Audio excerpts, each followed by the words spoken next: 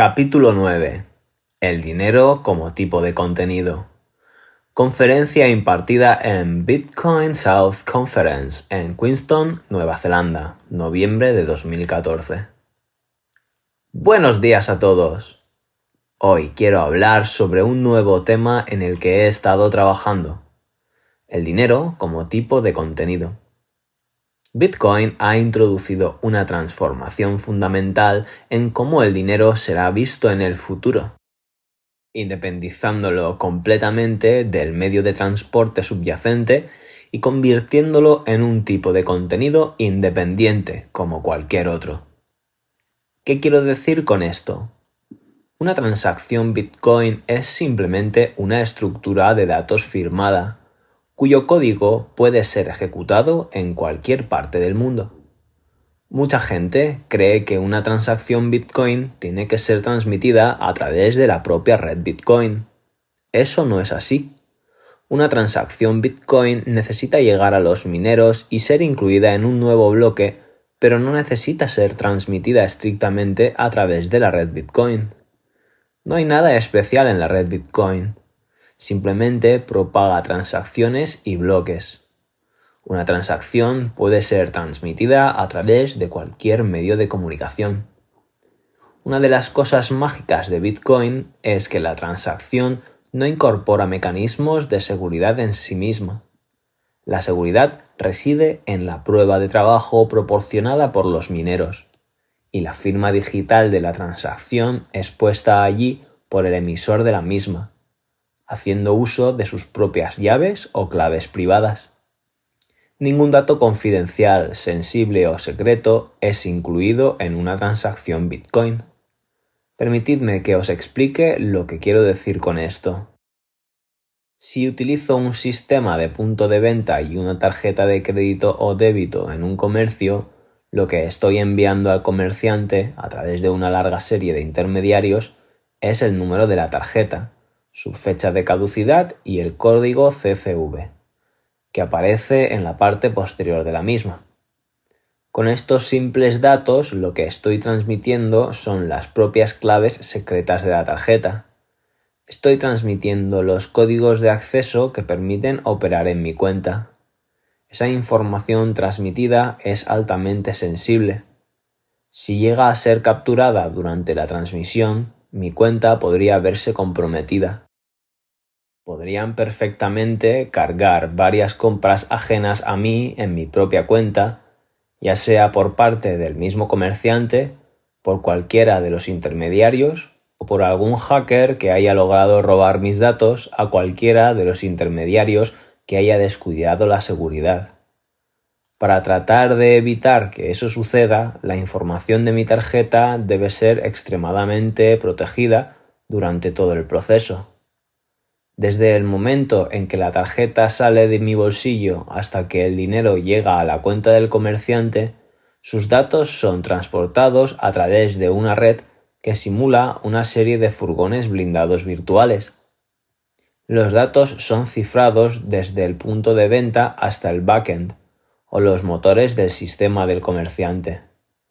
Desde el backend del comerciante, los datos son de nuevo cifrados al ser reenviados a Visa para su procesamiento.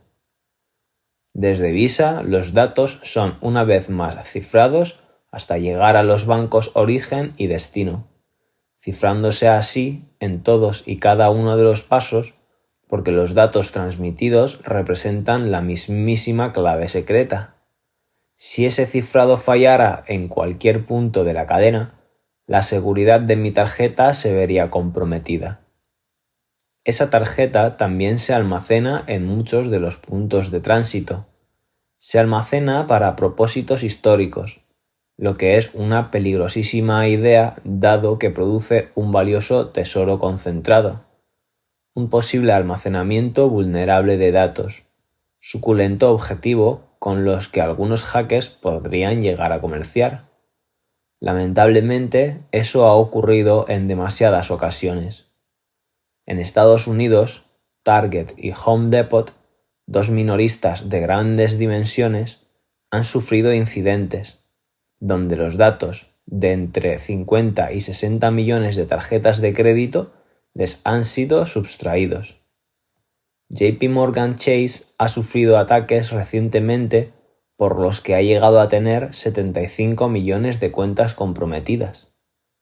Todo esto no está sucediendo porque estas empresas estén actuando de manera delictiva en su labor de protección de las tarjetas de crédito de sus clientes.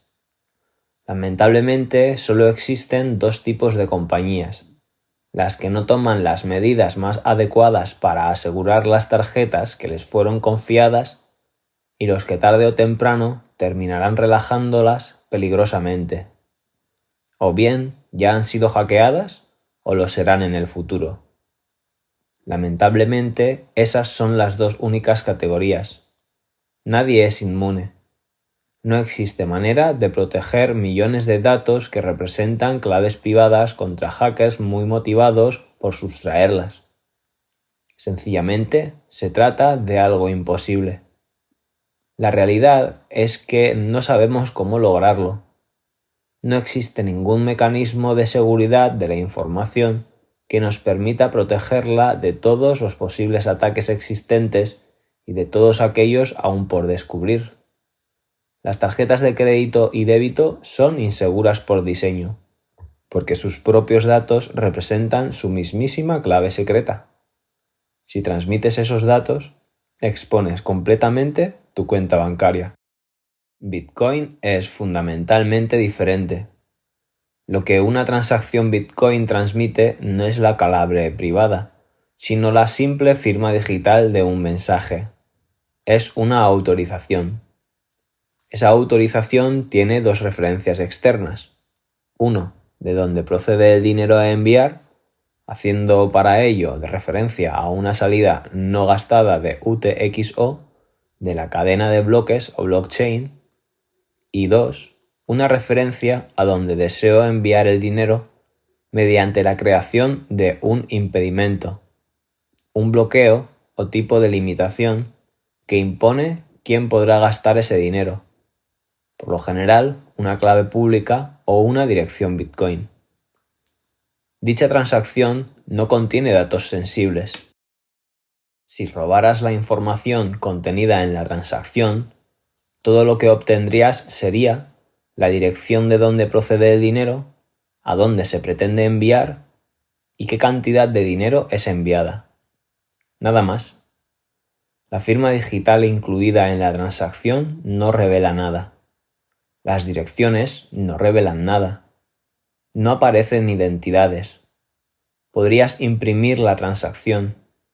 Podrías anunciarla en una gran cartelera. Podrías leerla con todos sus datos, en voz alta, a todos tus vecinos, desde la azotea de tu casa. Una transacción Bitcoin se puede transmitir con toda tranquilidad a través de una conexión Wi-Fi completamente insegura, o por señales de humo, o utilizando señales luminosas visibles a todo el mundo, utilizando palomas mensajeras. Es igual, no importa. No hay por qué preocuparse. Ningún dato contenido en el mensaje transmitido por la transacción podría ser comprometido o explotado por un malhechor. La mayoría de las personas no se dan cuenta de lo que significa convertir el dinero en un tipo de contenido. Hemos cogido una transacción que solo ocupa 250 bytes y la hemos separado del medio de transporte, por lo que ya no depende de ninguna seguridad subyacente. La hemos hecho independiente para que pueda ser verificada por cualquier nodo. Para que sea independientemente verificada por cualquier sistema que tenga una copia completa de la cadena de bloques, asegurando que se trata de una transacción que transfiere fondos aún no gastados, correctamente autentificada y debidamente firmada. De hecho, podría ser verificada incluso por sistemas que solo tienen una copia parcial de la cadena de bloques. Esa transacción puede ser verificada en segundos. Todo lo necesario es hacerla llegar a un nodo de la red capaz de hablar con los nodos mineros. Una vez que la transacción es inyectada en la red Bitcoin y una vez que ha sido suficientemente propagada, se puede tener la casi total certeza de que la transacción será finalmente validada e incluida en la cadena de bloques. Observando los datos de cualquier transacción, puedo hacer un cálculo para saber si contiene la actualmente suficiente comisión o propina y poder así hacer ciertas suposiciones sobre cómo los mineros tratarán dicha transacción, porque conozco las reglas por las cuales los mineros se rigen en su red de consenso descentralizado. Sé que una vez que la transacción se ha propagado lo suficiente, aparecerá pronto en un nuevo bloque visible en tu cartera Bitcoin. No hay nada mágico en una transacción Bitcoin. Pensemos en ello por un momento. ¿De qué modo se pueden codificar 250 bytes y transmitirlos a través de la red? Alguien me preguntó recientemente sobre algo que se me ha preguntado con mucha frecuencia. ¿Podrían las tiranías llegar a bloquear o prohibir la transmisión de transacciones Bitcoin? La respuesta es que no, pero no creo que la gente comprenda de verdad por qué es así. Os mostraré un par de ejemplos teóricos para explicaros mejor lo que quiero decir. El primer ejemplo que quiero utilizar es la codificación de transacciones Bitcoin como emoticonos, o más concretamente, como emoticonos de Skype. Skype cuenta con un conjunto de emoticonos que podría verse como un alfabeto de 128 caracteres. Con él te permite enviar hasta 128 gestos.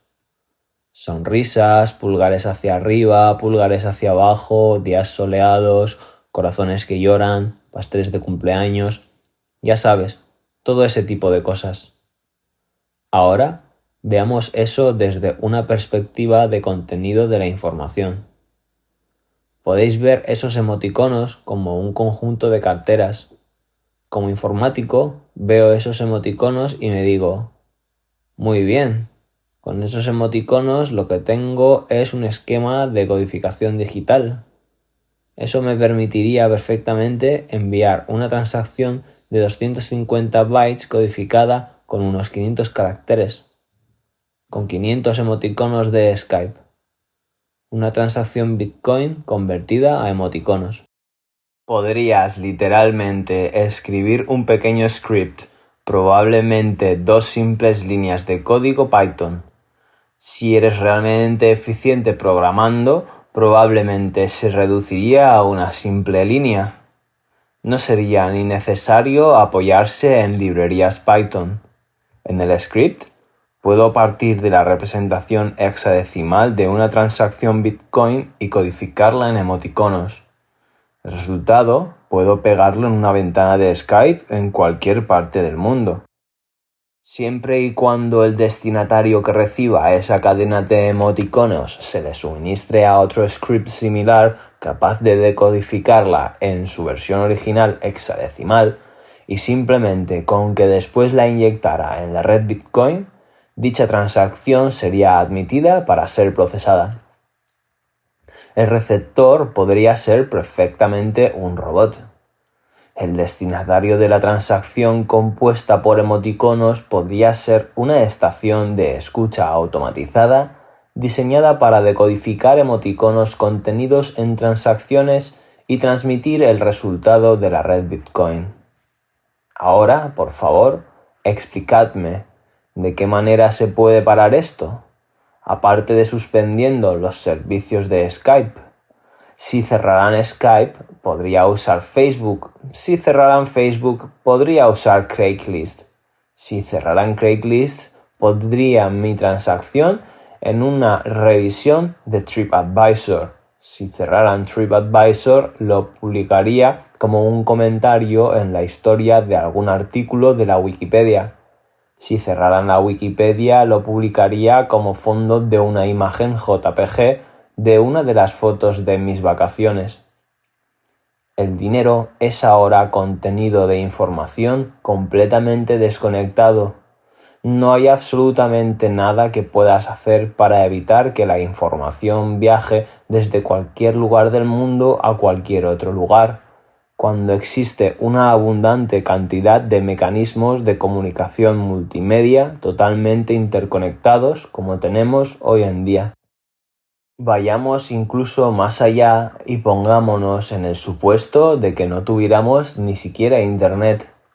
Bajo ese supuesto se me ocurrió una idea aún más lunática: la transmisión de transacciones Bitcoin a través de onda corta, espectro ensanchado por salto de frecuencia, en ráfagas de radio.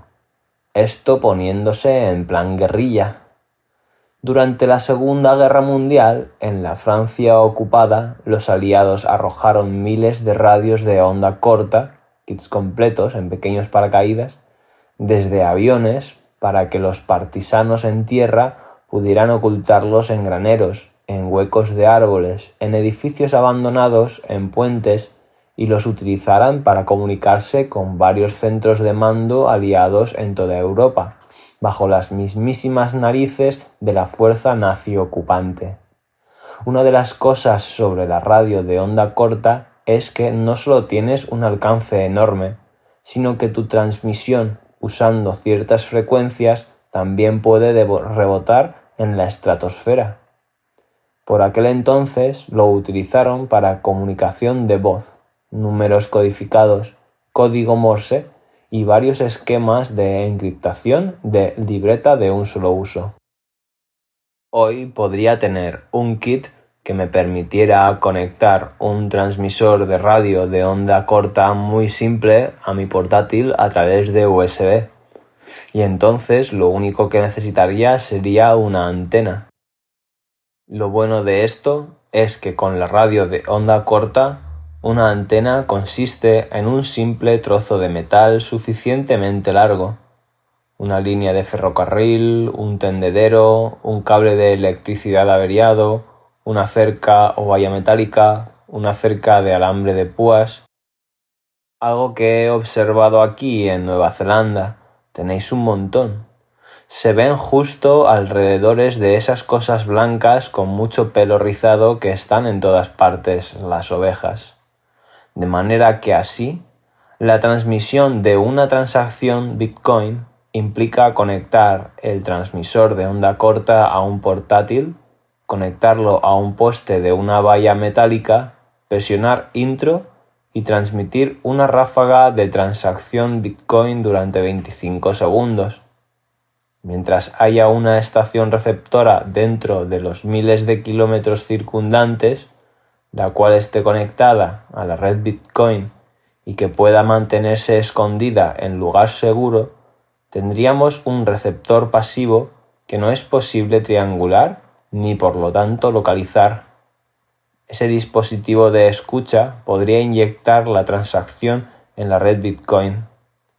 Un guerrillero que necesitara comprar algo podría construir la transacción fuera de línea y cuando estuviera lista saldría al campo, conectaría el transmisor a un tendedero metálico, presionaría intro, transmitiría la transacción durante 25 segundos, recogería el equipo y desaparecería de nuevo en el bosque. ¿Cómo diablos paras eso? Sencillamente no es posible. Esa es la respuesta. No puedes pararlo. Pero esto es solo el comienzo. Una vez que has comprendido que el dinero se ha convertido en un tipo de contenido, que las transacciones han sido desconectadas del medio, surgen algunas características secundarias realmente importantes. Veréis, como dijo algún famoso una vez, el medio es el mensaje. La razón principal por la que el medio es el mensaje es porque el medio limita, transforma y, en muchos casos, distorsiona el mensaje. Cuando el medio es la televisión, tu mensaje dura 18 minutos. Se ve interrumpido por los espacios publicitarios. Ese es tu mensaje. No hay otro formato que pueda encajar. Entonces te ves obligado a crear un mensaje que se adapte a ese medio. Y se asigna el valor a tu mensaje en base a la suposición equivocada de que es equivalente al costo de producción. La televisión, por ejemplo, impone un cierto coste a la producción de vídeo. Las personas que están en ese negocio confunden la suposición de que el coste de producción para televisión es el mismo que el propio valor del programa a emitir. Cuanto más gaste en él, más valioso será. Podéis haceros una idea del pavor que viven cuando aparece en escena algo como YouTube, que reduce el coste de producción a cero. ¿Cuál creéis que es la suposición inmediata que se hacen las personas de ese sector? Si el coste es cero, entonces el contenido no tiene valor ninguno. Ese es un lamentable malentendido que suele aparecer cuando separas el contenido del medio. Al separar el mensaje del medio, su percepción del valor cambia del costo de producción al valor que realmente tiene para el consumidor del mismo. Permitidme poner un ejemplo aún más antiguo. Cuando el costo de imprimir es astronómico y los medios de impresión están solo al alcance de unos pocos, lo único que se imprimen son las Biblias de Gutenberg. El medio define el rango de expresión del mensaje y lo restringe solo a los mensajes más grandiosos e importantes para la sociedad. Limita el rango de expresión al imponer enormes costos de producción. ¿Qué crees que Gutenberg hubiera pensado sobre Twitter, capaz de llevar el costo de producción a cero? Lo hace universalmente disponible, ubicua y gratuitamente. Pasas de imprimir la Biblia de Gutenberg a responder a un tuit con una de mis expresiones favoritas, la opinión expresada con 3 caracteres, SMH, shaking my head, que significa negando con la cabeza. Cuando el profesor Bitcoin dice, ¿el precio de Bitcoin va a caer en picado? En Twitter puedo expresar toda una gama de opiniones y análisis reflexivos como negar con la cabeza en un gesto de desesperación. 3 simples caracteres o letras y he expresado mi opinión al mundo. Si lo miras desde una perspectiva objetiva, probablemente no encuentres valor a este mensaje.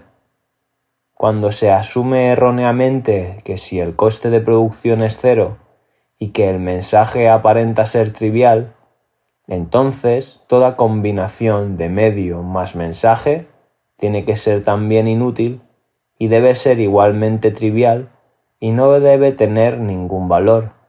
Se está cometiendo el mismo error que las personas han venido cometiendo a lo largo de la historia. Cuando Twitter apareció, la gente supuso que solo se utilizaría para cosas triviales.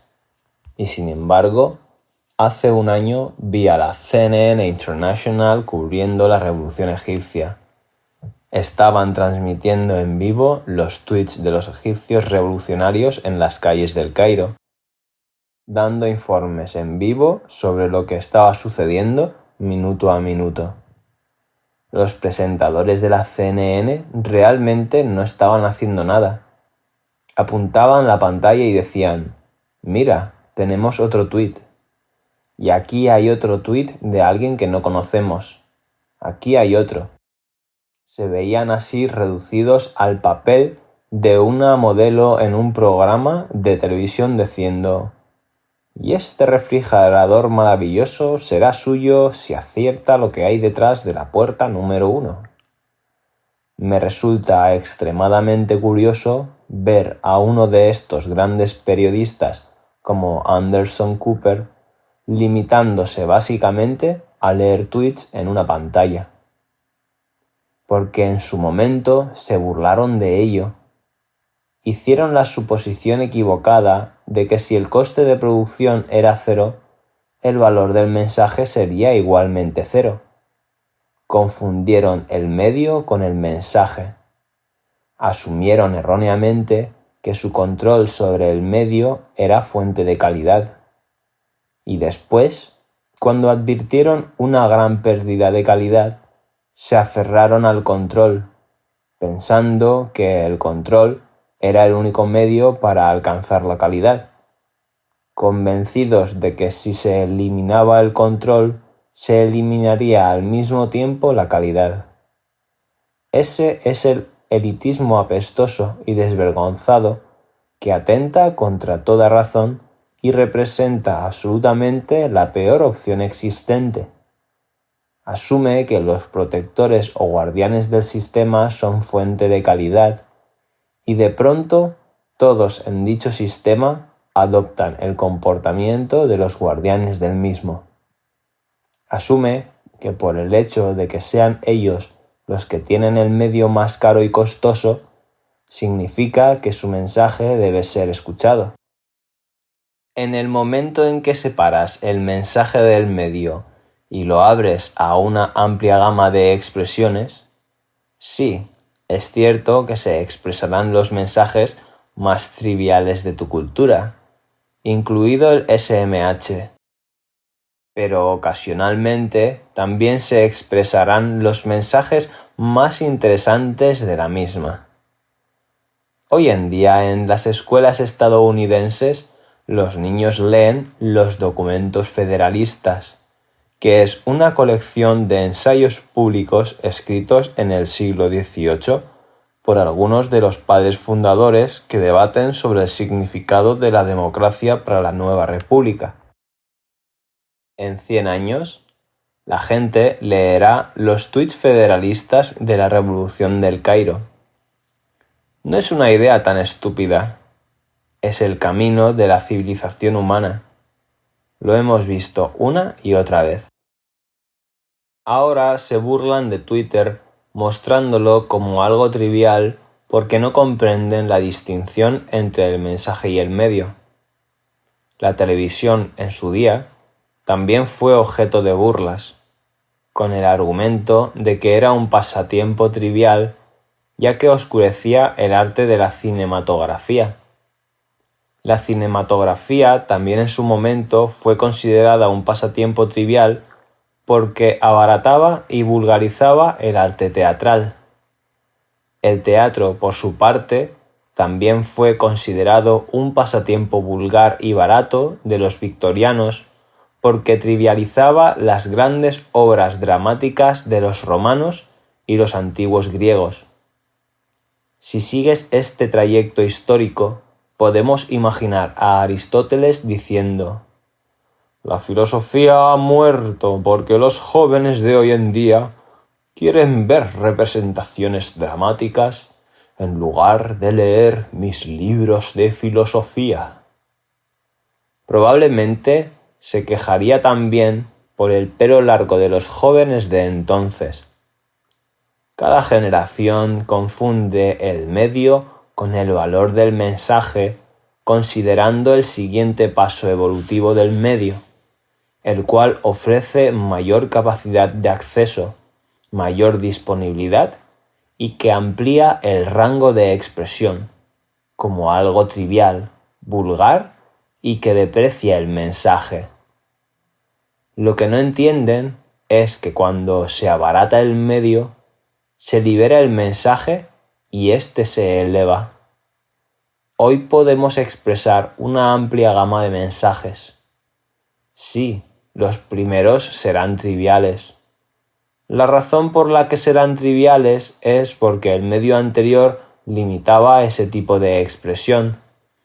No tenía la capacidad de ofrecer ese nuevo tipo de expresión. Sí, tendrías el SMH, la negación con la cabeza.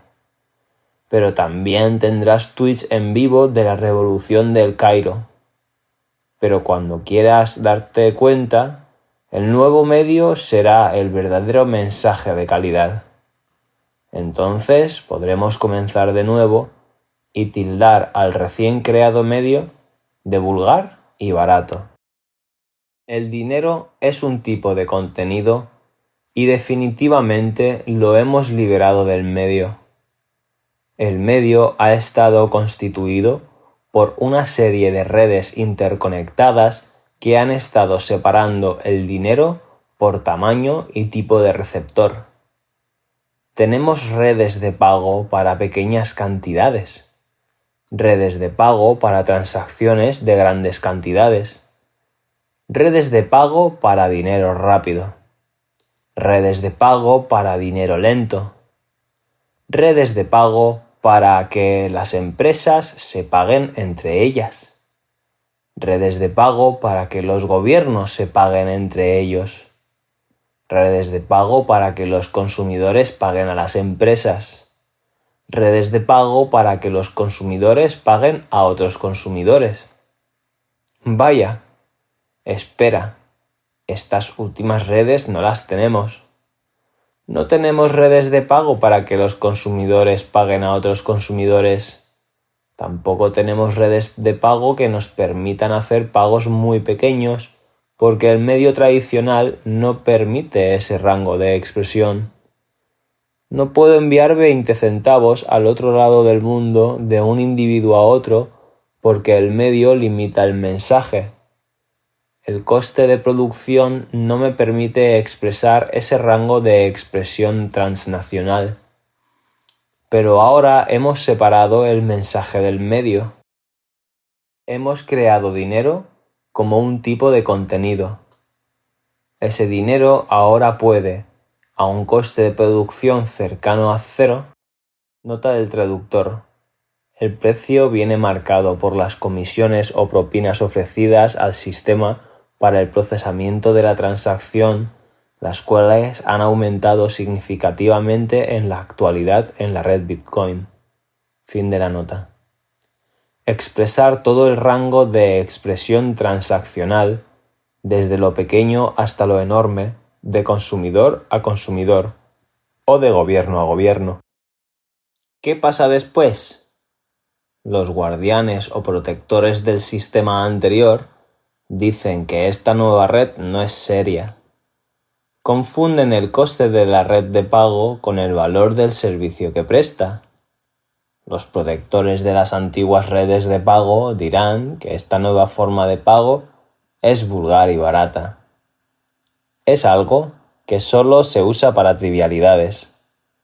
Las personas serias seguirán utilizando las sólidas redes de pago de calidad del pasado, porque si pueden controlar y restringir el rango de expresión, creen que eso es sinónimo de calidad. No lo es solo un coste de producción inflado. Es lo peor de su elitismo descarado.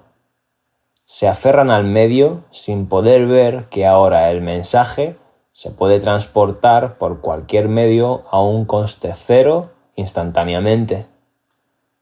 ¿Cuál es el primer uso de este nuevo modelo?